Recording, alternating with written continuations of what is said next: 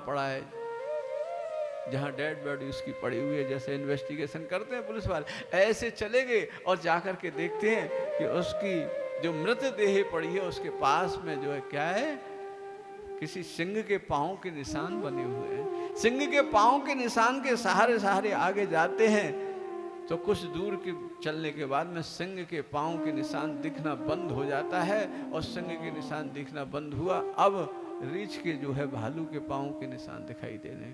उसके सहारे सहारे जामवंती जी की गुफा में प्रभु प्रवेश कर जाते हैं। जैसे ही प्रवेश किया जामवंती जी ने ललकार दिया, कौन है रे, कौन है, मेरी गुफा में दुस्साहस किसने किया। द्वारकानाथ से द्वंद्व युद्ध हुआ, दो हाथ युद्ध हुआ है। जब युद्ध हुआ, प्रातः काल से लेकर के संध्या की बेला आ गई, नस नस ढीली हो गई जामवंती जी की, पसीना पसीना हो गए, शरणागत हो गए पसीना होते ही, और शरणागत होकर के कहने लगे, हो न हो आप मेरे प्रभु श्री राम है ना।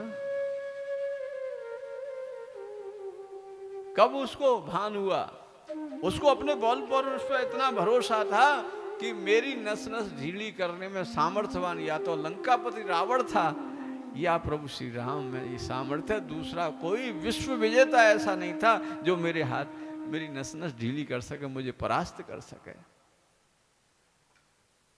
जब प्रभु श्री राम का लंकापति रावण से युद्ध हो रहा था, उस समय कई बार उन्होंने सोचा कि प्रभु मुझको जो है अवसर देंगे दो दो हाथ करने का, लेकिन नहीं दिया। जब भगवान लंका पर विजय प्राप्त करके जब अयोध्या लौट रहे थे तो सबको कुछ ना कुछ उपहार देने की बात करी, और इनसे कह दिया जामवंती जी से कि आप भी कुछ मांग लो।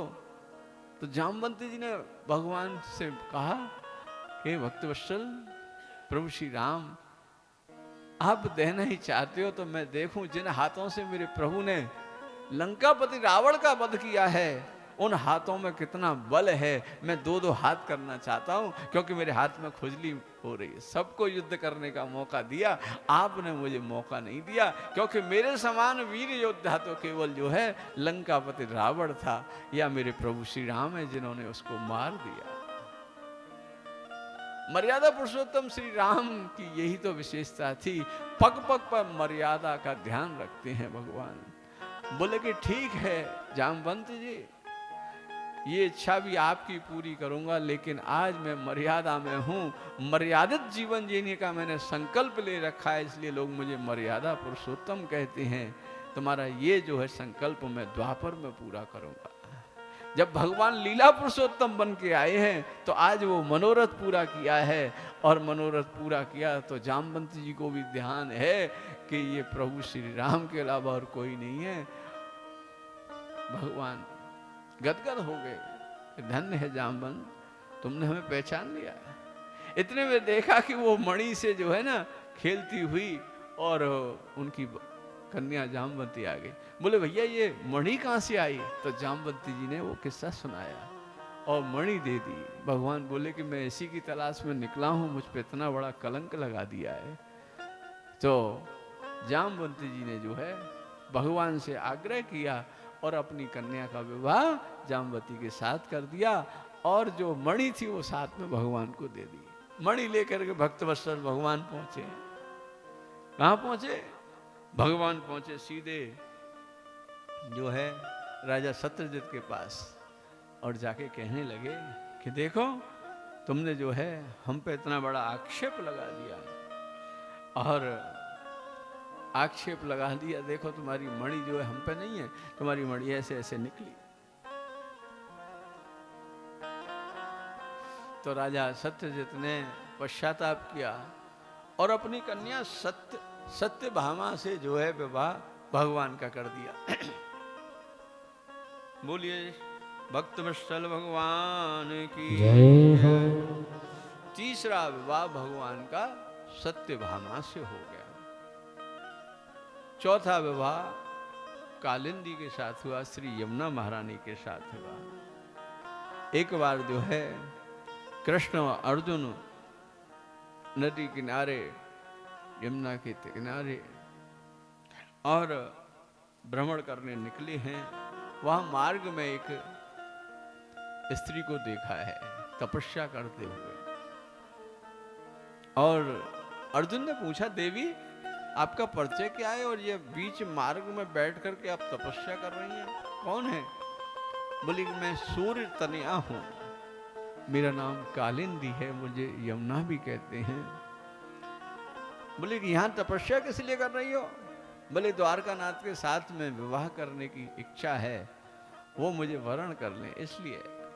तो अर्जुन ने जो है फेरे पड़वाए और यशोदा महारानी के साथ में जो है ना विवाह करा दिया द्वारकानाथ का। कहते हैं ना, यमुना महारानी नमो नमः, हर की पटरानी नमो नमः, ये पटरानी है। चौथा विवाह जो हो रहा है कालिंदी के साथ अर्जुन ने करा दिया। पांचवा विवाह विंद और अरविंद दो सगे भाई हैं, उनकी जो परम लाडली बहन है और उस परम सुंदरी बहन मित्रवंदा के साथ भगवान का विवाह पांचवा हो गया।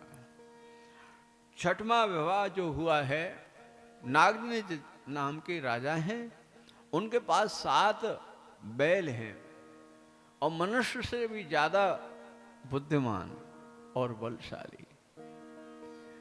राजा नागनिज ने एक संकल्प ले लिया कि ऐसा कोई वीर योद्धा हो जो एक बार में इन 7 बैलों की नाक में नकेल डाल देगा, ऐसे वीर योद्धा के साथ मैं अपनी कन्या का विवाह करूंगा। अब पृथ्वी पे कोई ऐसा वीर नहीं है। भगवान को पता लगी कि नागनिज राजा की जो कन्या है परम साध्वी है, परम तपस्विनी है, बचपन से जो है भगवान की परम आराध्या है, और उसके पिता ने तो संकल्प ले लिया है कि ऐसा विवाह होगा। ये शर्त कौन पूरी करेगा? जब भगवान को पता लगी तो भगवान ने कि ये काम मैं ही कर देता हूँ। जाकर के भगवान ने एक बार में 7 बैलों को नाथ दिया, नकेल डाल दी, और नकेल डालने के बाद में नागनिजति के साथ में विवाह भगवान का हो गया। बोलिए द्वारकानाथ भगवान की जय हो। 7वां विवाह जो हुआ, राजन्द देवी नाम की एक महिला राजा हैं और परम तपस्वी हैं और पराक्रमी भी हैं, भगवान की अनन्य भक्त भी हैं। उनकी कन्या है भद्रा, उसके साथ में भगवान का विवाह हो गया। 8वां विवाह जो है मगध देश के राजा हैं और उनकी कन्या है लक्ष्मणा। इस प्रकार से लक्ष्मणा के साथ विवाह हो गया। सुखदेव जी महाराज ने 8 विवाह की चर्चा करके कुछ क्षण के लिए मौन हो जाते हैं।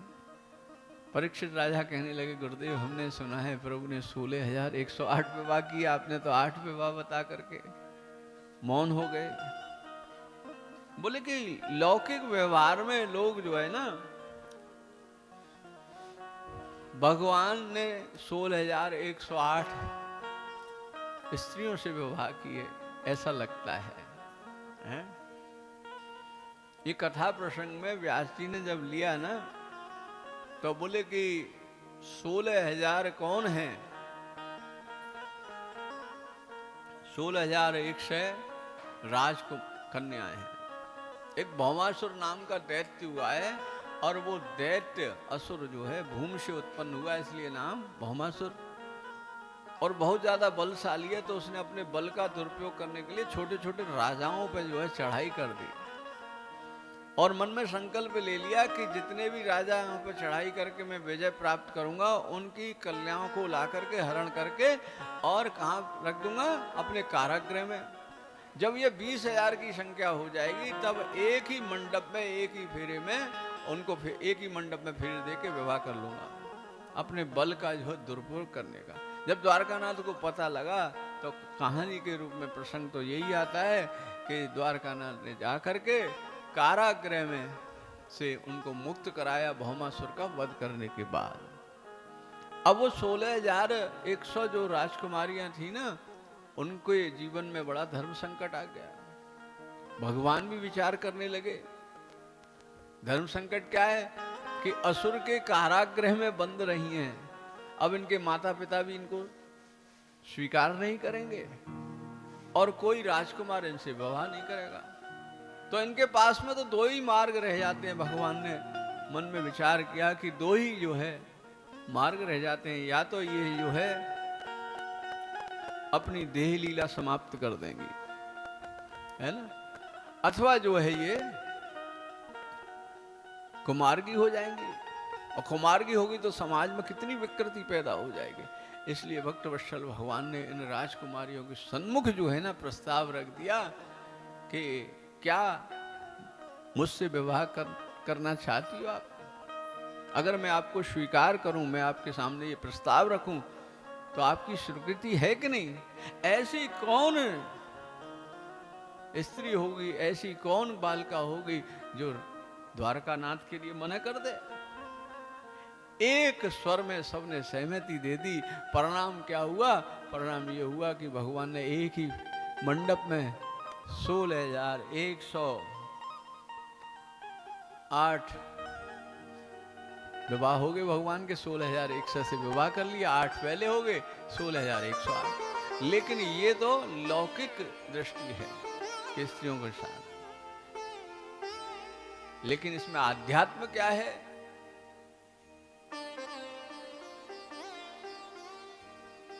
इसमें वेदांत क्या है? वेदांत हमारा ये कहता है कि 16,000 जो है 108 भगवान ने जो विवाह किए, 16,000 उपासना कांड के वेदों की ऋचाएं। उपासना कांड की वेदों की जो ऋचाएं हैं वो 16,000। उप समीपे असनम इत उपासना, कल बताया था।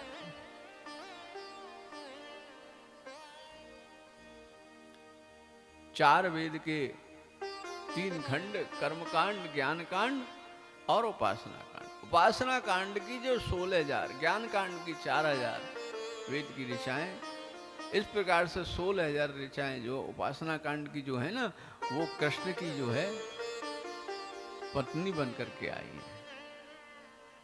वहां स्त्रियों का भाव ही नहीं है, वहां कृष्ण की पत्नी है। और 100 कौन है? बोले महाराज 100 108 और है ना, तो 100 प्रकार के जो उपनिषद हैं, वेदांत, जिनमें कृष्ण भक्ति का प्रतिपादन हुआ है, वो भी कृष्ण की पत्नी है। और 8 कौन है? बोले गीता में एक श्लोक आता है, भूमिरापो नलो